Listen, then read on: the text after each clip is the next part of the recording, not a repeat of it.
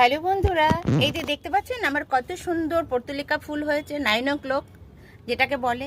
এই দেখুন বন্ধুরা, আমি অনেক সময় সবজি পচা জল দিই, আর মাঝে মাঝে কিন্তু আমি আবার এই দেখুন এই যে কলার খোসা, এই যে কলার খোসাটা আমি এই শিশিতে এইভাবে দিয়ে দেব, সঙ্গে আমি এই গুড়টাও দিয়ে দেবো। এই দেখুন এই যে গুড়টা আমি দিয়ে দিচ্ছি।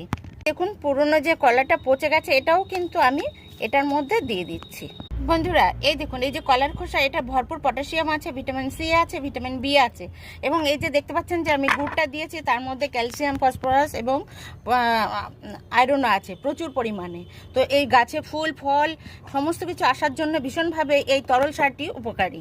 ফুল আনতেও সহায়তা করে এই জলটা। সপ্তাহে সপ্তাহে এই জলটি অল্প অল্প করে